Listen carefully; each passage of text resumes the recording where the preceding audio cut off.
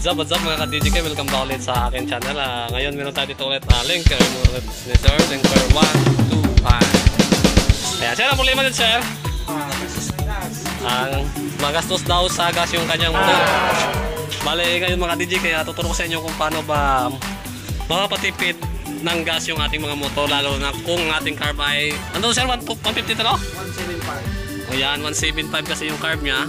Ngayon tuturo ko sa inyo step by step kung paano ba sakalin yung ating motor. Yung sakalin ba? Hindi yung sakalin yung paano ba natin mapapatipid sa gasolina yung ating motor.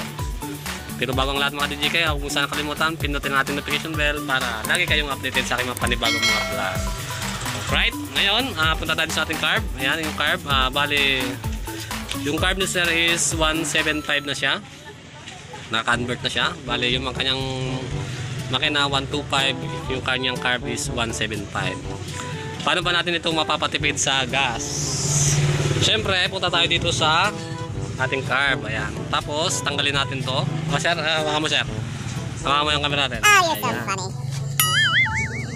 Dito, ayan, baba ka, upo ka. Tanggalin natin yung kanyang takip. Ito ba matigas? Huwag mo guys. Kaya. Ay, huwag hirap na pagid. Ayan.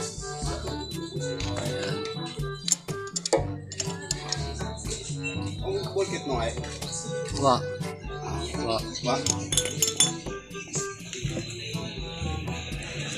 Ba, matigas ah. Come on! Tapos na, kakabos mo ay. Bakit pangangin na lang?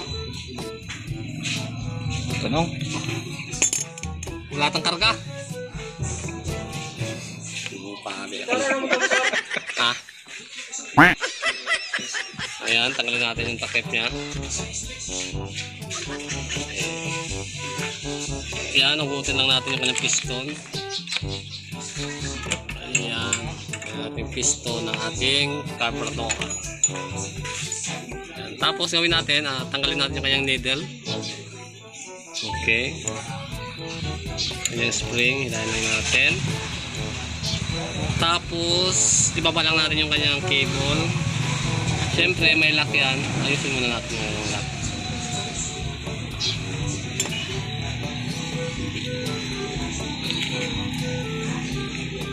Okay, ano, yung lock niya.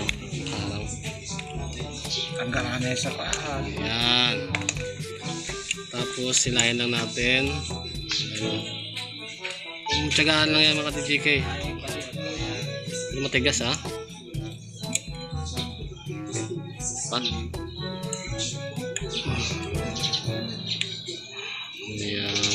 Ayan. Okay, ayan. Tapos yung spring itabi lang. Okay na. Dito tayo sa ating piston ng ating carb. Ayan.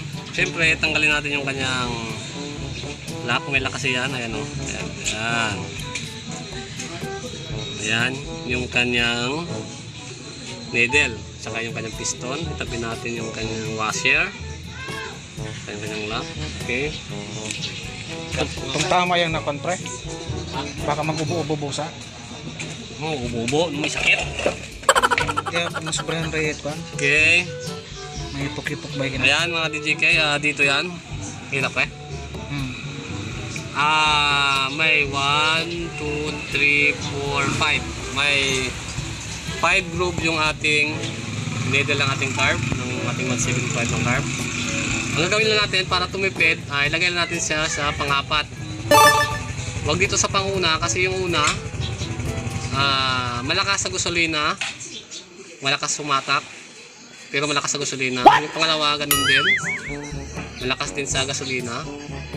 Yung pangatlo kasi yung pinakagitna, yung standard nya.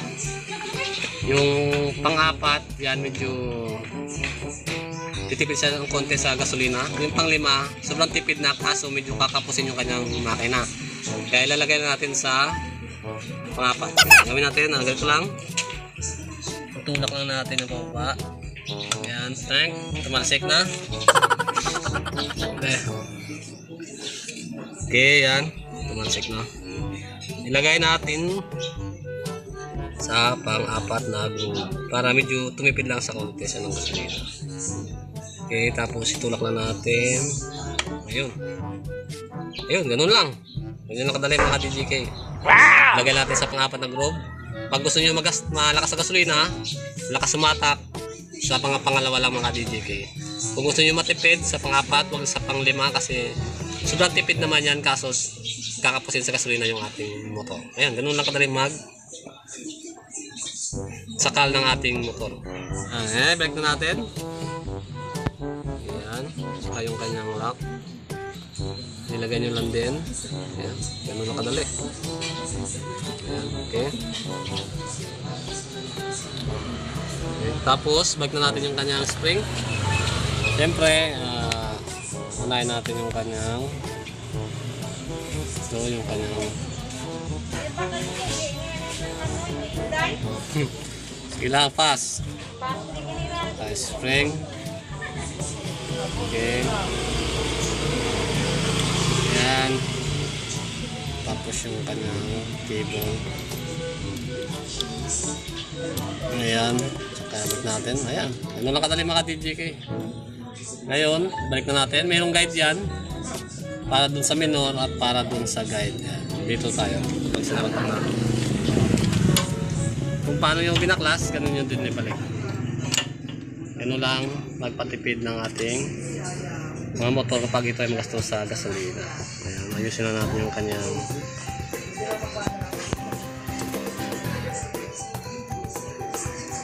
okay.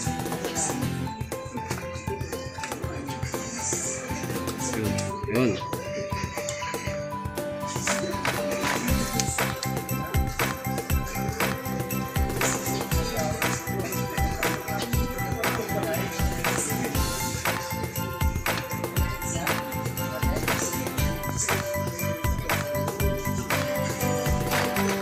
Hindi na pre, may matitok. Ate? TikTok.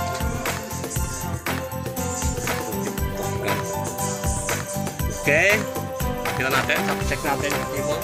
Kung bumabalik. Ayan, okay na. Ayun, patay natin guys sir kung okay na ba. Tingnan natin sir kung maganda may mandar. Ayan, pupuk down mo yung motor yan. Okay, try. Kung hindi ba kapos gasolina. Start. Ayun. Tingnan natin.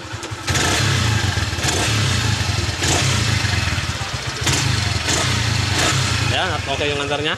At hindi siya kinakapos. Ayan, at okay na yung carb. At maganda yung minor niya. Okay. Ayan. Ayan mga DJK, ganun lang kung gusto nyo tumipid yung inyong mga carb, ganun lang gawin nyo, step by step lang. At 175 yung carb niya sir, kaya pinasakal niya o pinapatipid sa gas yung kanyang motor kasi masyado daw magastos. Kaya sir, okay na sir? Okay, at maraming salamat sa inyo mga ka-DJK sa sunod ng mga vlog at abangan nyo lang ulit yung mga sunod ng mga vlog. Don't forget to subscribe, like, and share. Comments na kayo kung may mga tanong kayo. At susunod ulit mga ka-DJK. Bye-bye!